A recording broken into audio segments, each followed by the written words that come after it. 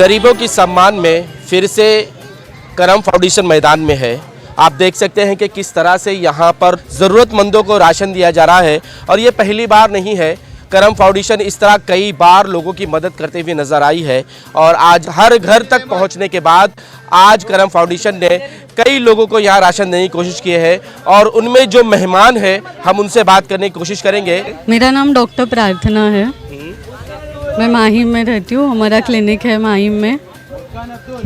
सरकार ये बार बार कहती है कि हम हर एक को 5 किलो राशन देते हैं, लेकिन राशन सिर्फ उन्हीं को मिलता है जिनके पास राशन कार्ड होता है। लेकिन जो सड़कों पर अपना घर बनाकर रहते हैं, जिनके पास राशन कार्ड नहीं होता, जो वाकई मजबूर होते हैं, उन तक राशन नहीं पहुंचता और वहां तक इस जैसी संस्था जो है उनके घरों तक जाती है और राशन जमा करके उनका नाम लाकर यहाँ पे उन्हें देती है। क्या कहना चाहेंगे इस पर?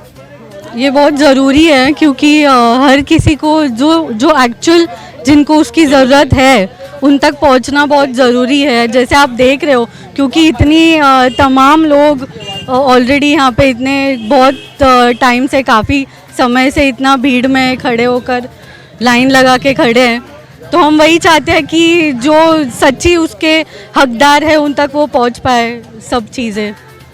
क्या कहेंगे इन संस्थाओं को जो बेचारे अपने फ्रेंड सर्कल में फंड जमा करते हैं, लोगों से नहीं मांगते बल्कि अपने आप, उसके बाद जितना फंड जमा होता है वो लोगों में बांटते हैं? थोड़ा थोड़ा क्यों ना हो, पर हम कोशिश तो कर रहे हैं कि हर किसी के लिए पहुंच सके हम लोग, तो कोशिश जारी है। मैं कहना चाहूँगी हर किसी ने जो कोई ऐसे नेक काम में मदद कर सके तो कृपा करके आप आगे आके ऐसे नेक काम में ज़रूर मदद कीजिए हमारी। देश में हिंदू मुस्लिम एकता भाईचारा हमेशा दिखाई देता है और हर कोई प्यार मोहब्बत से रहता है और यही मिसाल आज आप यहाँ देख रहे हैं कि हर किसी को उसके घर के चूल्हे जलाने के लिए कुछ दिन का राशन तो दिया जा रहा है। तो ऐसे में क्या कहना चाहेंगे कि इस तरह से जो काम हो रहा है, क्या और संस्थाओं को भी आगे बढ़कर नहीं करना चाहिए? हाँ, सब एक साथ होके करना चाहिए। सब गरीबों को मदद करना चाहिए। सब लोग एक साथ होके करेंगे तो ही सबका भला होगा। क्योंकि हर कोई नहीं जानता कि किसके घर में राशन है नहीं है, कौन कितना परेशान है, लेकिन ये संस्था जब उनके घर तक पहुंचती है तो इनके आंखों से भी आंसू आ जाता है कि ऐसे लोग हैं जिनके घरों में राशन तक के नहीं है। बहुत सारे लोग हैं, जहाँ तक हम पहुँच सकते हैं वहाँ तक पहुँचना चाहिए, सबके यहाँ, सब तक। क्या संदेश देना चाहेंगे लोगों को?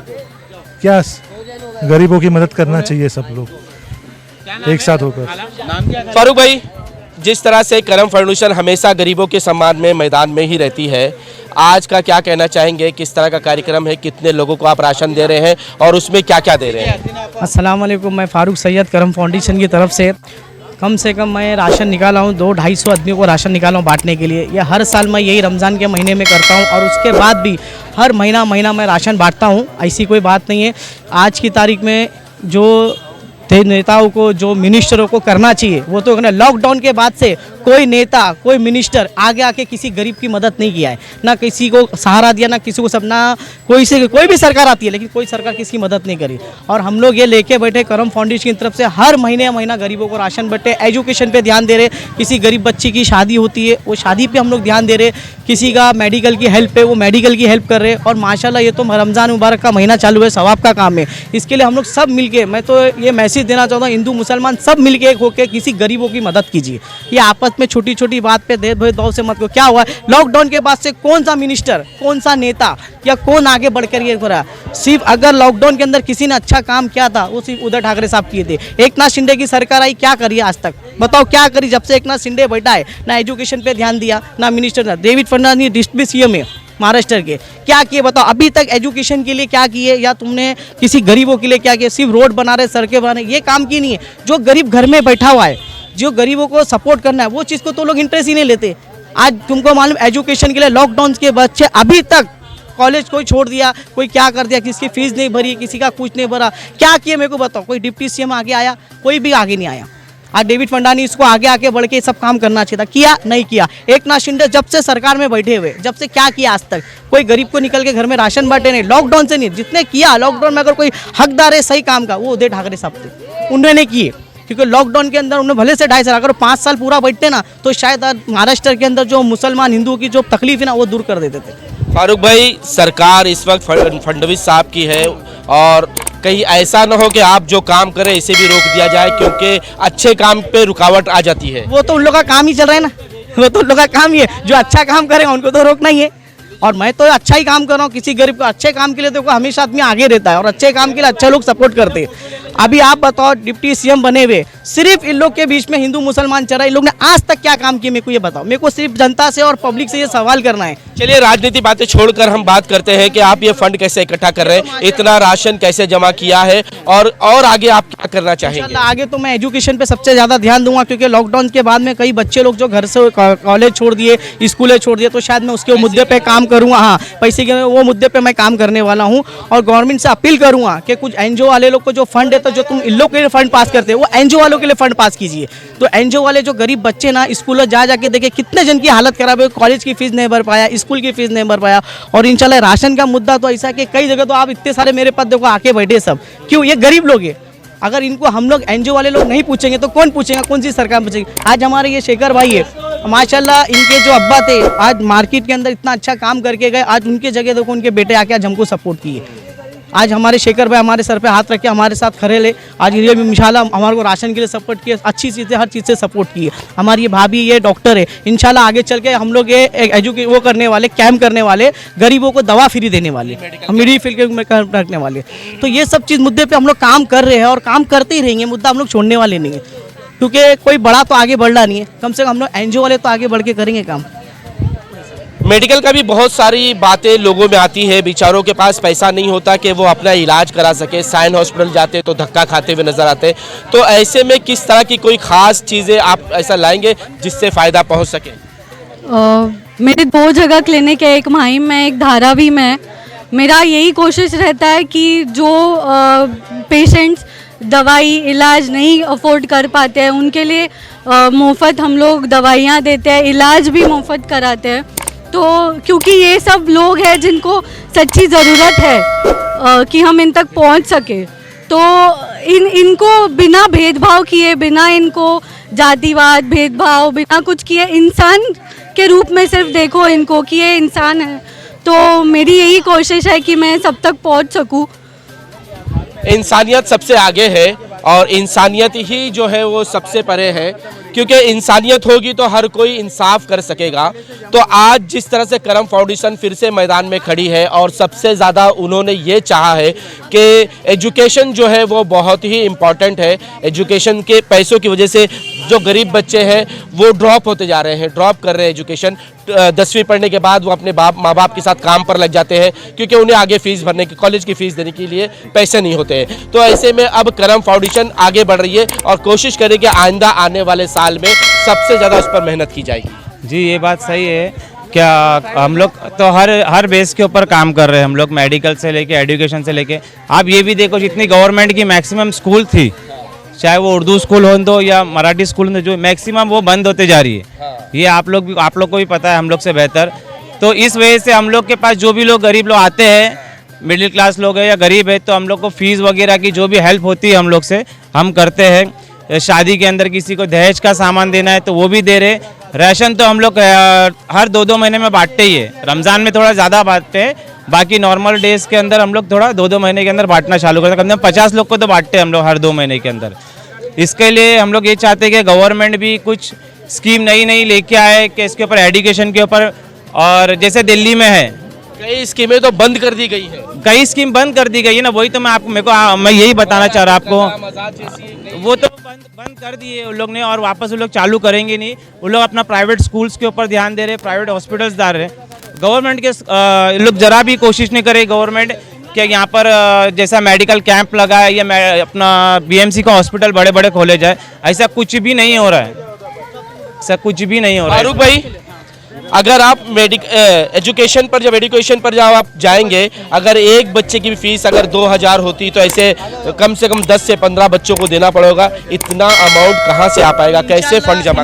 इंशाल्लाह फंड जमा करूंगा मैं बहुत हिम्मत से एक किया हूँ। 3 साल से मैं अभी तक हिम्मत जुटा के जा रहा हूँ। ऐसे हमारे शेखर भाई है और बहुत जन हमारे साथ में, और मेरे पास कम से कम 575 का ग्रुप है।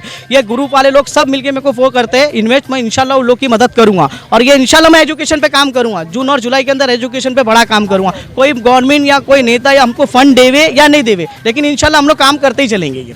सर मेडिकल में एक बार जो है गवर्नमेंट और हॉस्पिटल जो है वो कम कर देती है, फीसें कम होती हैं, लेकिन एजुकेशन को लेकर जिस तरह से फीस के मामले होते हैं, बच्चों के स्कॉलरशिप के लिए होते हैं, फीस की बात के साथ साथ में जो बुक्स, ड्रेस वगैरह भी बहुत सारी चीज़ें होती है, और बच्चों को कॉलेज में एडमिशन फीस सबसे ज़्यादा लगती है।